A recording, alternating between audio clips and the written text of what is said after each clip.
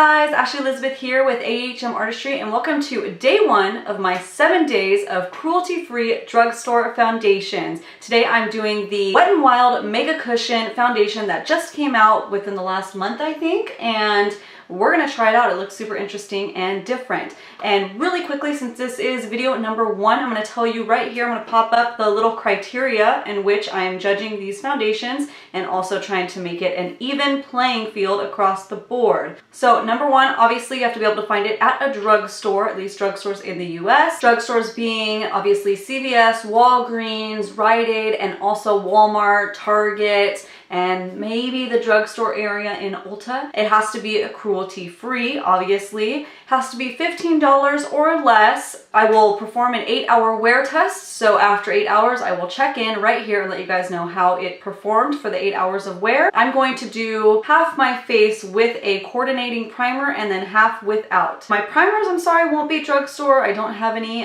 but I do have ones that are tried and true and I love, so I will match them for the coordinating ingredients so that they won't shift and get weird. And I will either be using a beauty sponge. This one is from Real Techniques, so I did a drugstore one, and then the Wet n Wild foundation brush, so again, drugstore brush. And then my setting powder will be the Mercier setting powder. Again, sorry I don't have drugstore, but I know this one is good. And again, I want to make it as fair as possible. So I'm trying to use products with these foundations that I know actually work. And then I'll also be using the same face product. So I'll use the Urban Decay concealer because that is my ride or die. I love that, and Shape Tape, but I'll use this every day to make sure it goes with it.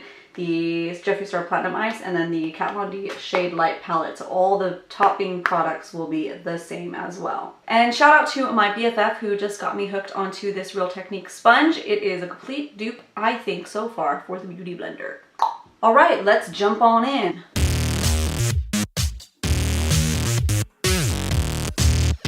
Alright, so Wet n Wild Mega Cushion Foundation SPF 15. It contains natural coconut derivative. So the primer that I picked with that is the Too Faced Hangover RX primer because it is coconut based as well, just like this one is, and I know it works amazing. Liquid foundation in a cushion compact, luminous, lightweight, and buildable.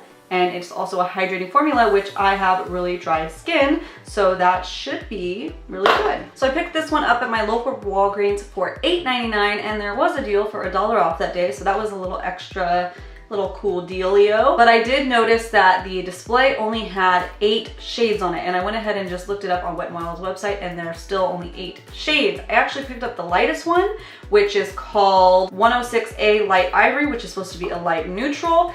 And first of all, I have to say, I'm sorry, drugstores matching is hard. I went and was picking up all of these, and it is like almost impossible to try to find your shade, and I'm just having flashbacks of when I was in high school, and I would always pick the wrong shade, but I would be stuck with the product.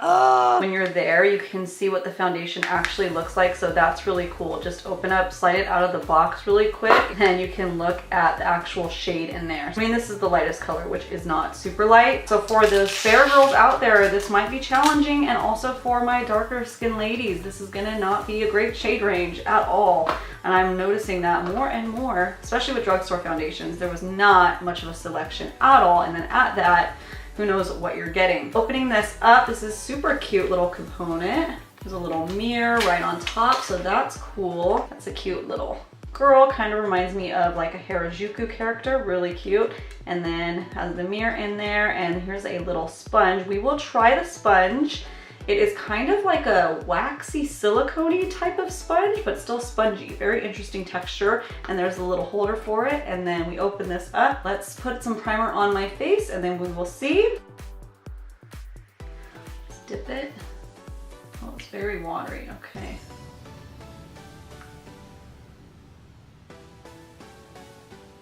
Oh, there's some pigment in there. I don't know if I'm supposed to tap it or like slide it.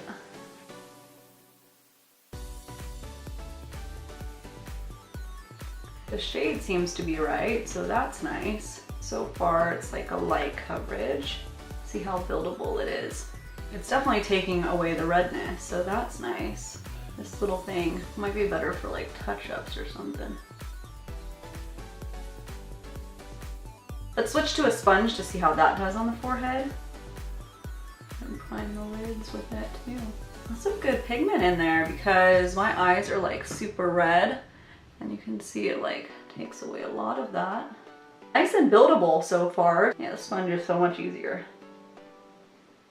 Definitely has like a kind of slight, very slight coconut scent. Like, actually it might be in my head, but it's not bad. Full disclaimer, I haven't used a drugstore foundation since high school, and I'm a little bit skeptical because I didn't have a very good experience with it growing up.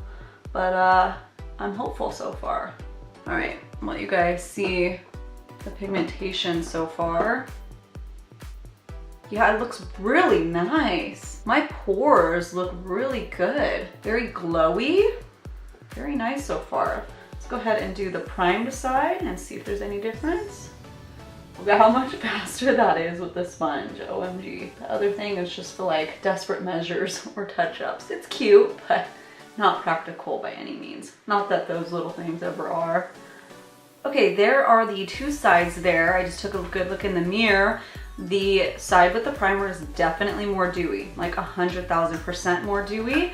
And it's nice that it still has a tack to it, tiny bit of transfer, but not bad. The color overall is nice. It's a nice tone. I would say it's about a medium coverage. I do see some freckles coming through still. I do see a little bit of redness. I like how it is under my eyes. It's not too bad yet, but I 1000% will need to set this, especially in the nostril area, everywhere. This you would 100% have to set.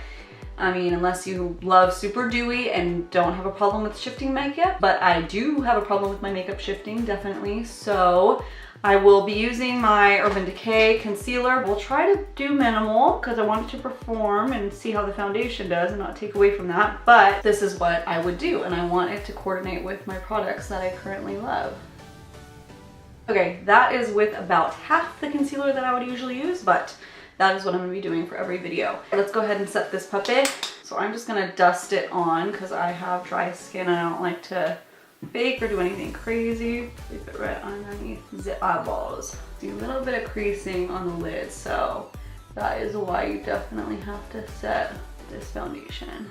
Okay, that is my base makeup. I'm gonna go finish my eyes really quick and then I'll give my thoughts so far. And don't forget, we have an 8-hour wear test to check in for, so don't leave quite yet. I'll be right back. All right, we are back. So don't mind my lashes, they're not on yet. I'm about to film the Ardell Magnetic Lash video, but I just wanted to check in really quickly before our wear test and give you my thoughts and my first impressions so far. So far, and I looked at my bathroom lighting where everything really I can see, and so far I'm really liking it for an affordable, cruelty-free drugstore foundation. So far, so good. I don't have any kind of transfer going on, so that is good.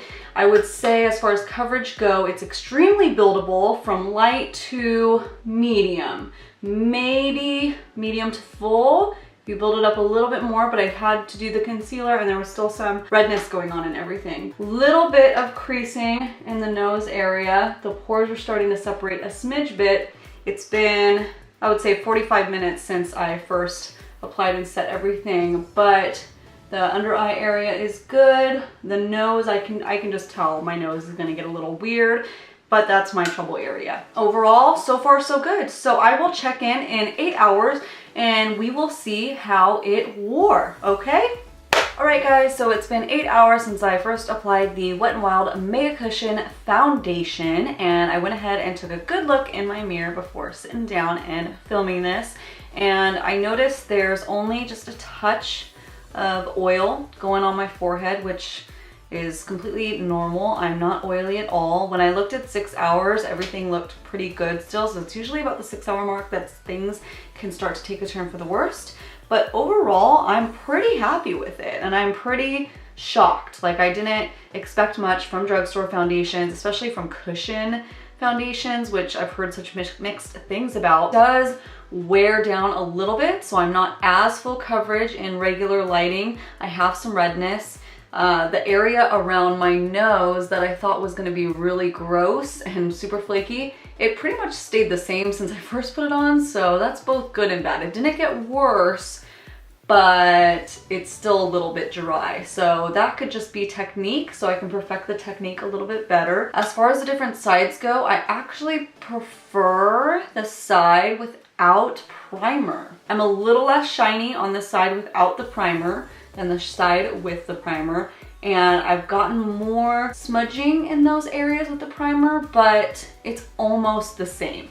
I would say the primer didn't really make a difference except to make me more oily, more greasy looking. The tip of my nose, usually foundations can separate if they're a weird formula, but it didn't.